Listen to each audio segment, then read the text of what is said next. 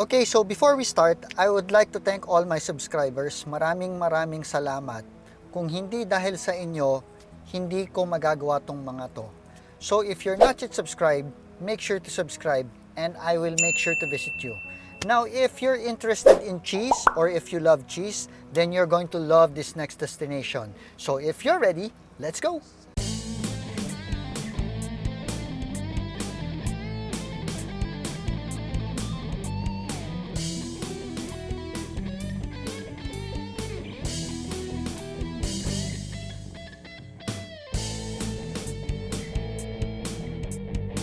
Okay, so the name of the place is called Yvan Navy Burger and Kebab House.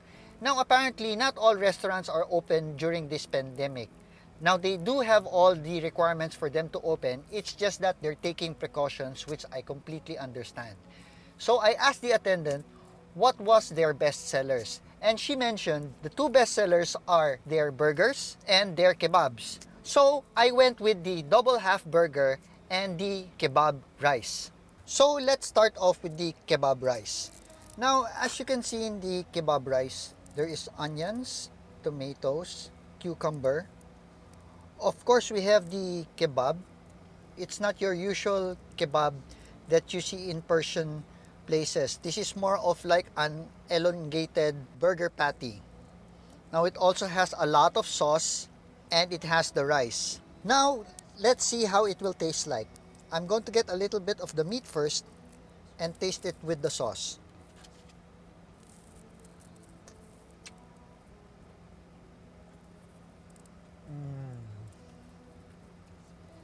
Now the sauce is a little bit sweet. It has a little bit of sourness, and with the meat, it gives it also a salty flavor. Now let's try it with the onions, the tomato, the cucumber, and the rice.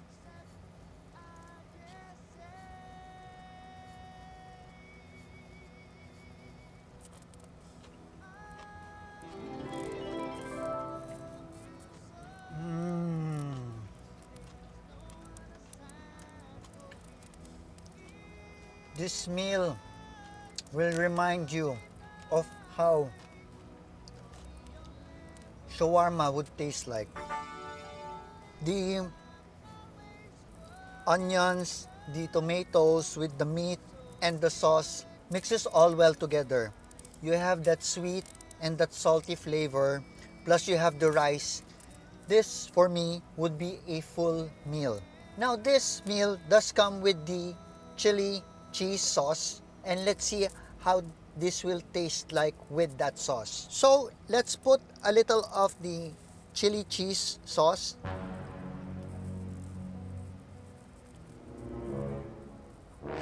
Let's get a bite of everything and let's see how this will taste like.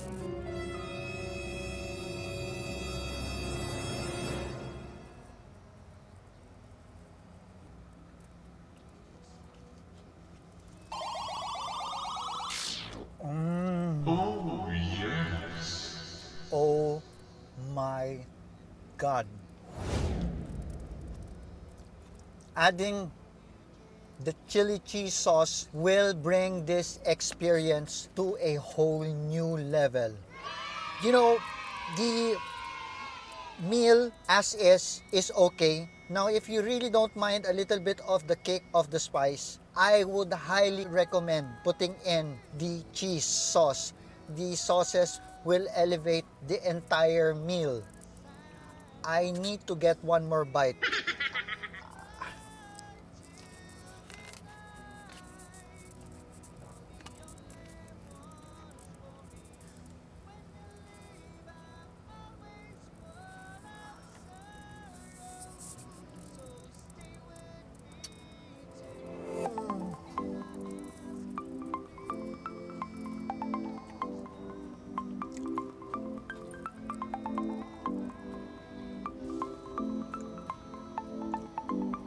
I don't know how to explain this.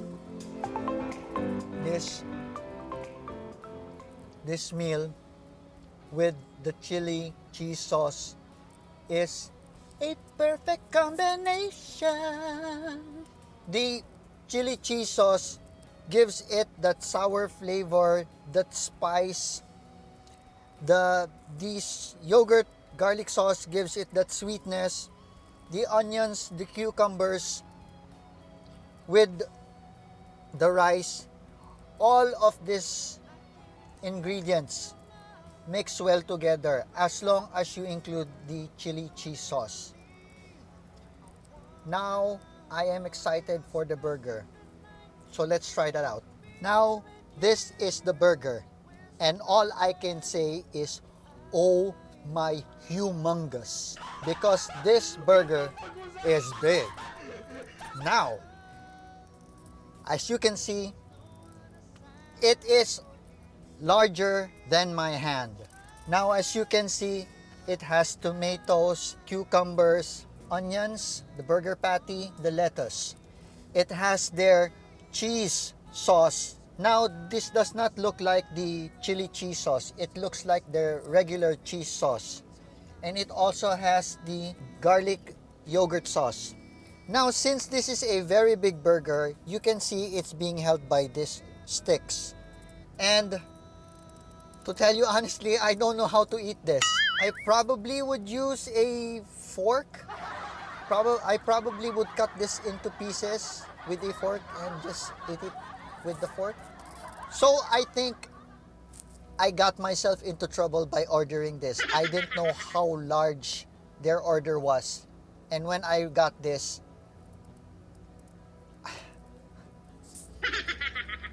now if you were to ask me, for 220 pesos, this definitely is worth it. But let's check out how it tastes like. So, since the burger was too big for my mouth, even though if I do have a big mouth, I just took off the top part and I'm just going to eat the top part. And as you can see, this is big. I mean really big. It also has the sauces included.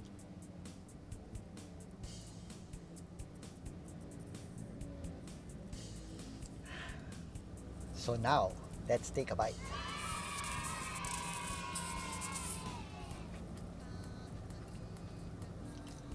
The burger has all the elements of a burger. Plus you can see some sauce dripping. The burger is a little bit salty, which is okay because the other elements like the lettuce, onions, tomatoes, cucumbers, and the bread does balance everything out. So I will try adding on the sauce and let's see how it will taste like. So let's try adding in some of the chili cheese sauce. Actually, not some. I want to put all. And now, let's taste.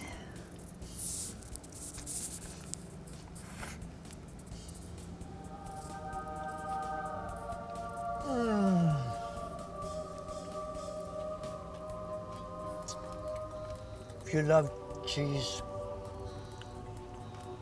plus the yogurt sauce on your burger, this is your perfect order. The yogurt sauce does give the burger a little hint of sweetness. So if you love your burger with that sweet flavor, feel free to put it on. Oh, sorry, I had to take another bite. Really good. Whew. What a meal. Now, overall, the kebab rice had onions, tomatoes, cucumbers, the rice, and the garlic yogurt sauce. The patty was a little bit salty, but once you start using the other elements of the meal, it would balance everything out. Now, the meal on its own, for 70 pesos, was an okay meal already. As for the burger, you can see that the burger was huge. It had onions, tomatoes, cucumbers, the burger patty, and the bread. It also had the regular cheese sauce and the regular yogurt sauce included with the burger. it was a little bit salty. But with the other elements like the lettuce, tomatoes, onions, the burger, and the sauces, it would balance everything out. Now, if you were to ask me, both meals on its own, for their price range, I would definitely come back here. But the real kicker for both of the meals was the chili cheese sauce. Oh my God. Adding the chili cheese sauce in the kebab and the burger brought it to a whole new level. Now, I don't know if they have the regular cheese sauce without the chili, but if they do, for those who are not used to eating spicy food, order that. And I promise you, adding it to your meal will make you fly. Now, I know requesting for more sauces would have an additional cost. Unfortunately, I was not able to ask, but if you do come to this place, I would definitely order additional sauces because they would make the food taste so good. Again, thank you to all my subscribers. This would not be possible without you guys. And for those who are not subscribed, make sure to subscribe. I'll see you in the next video.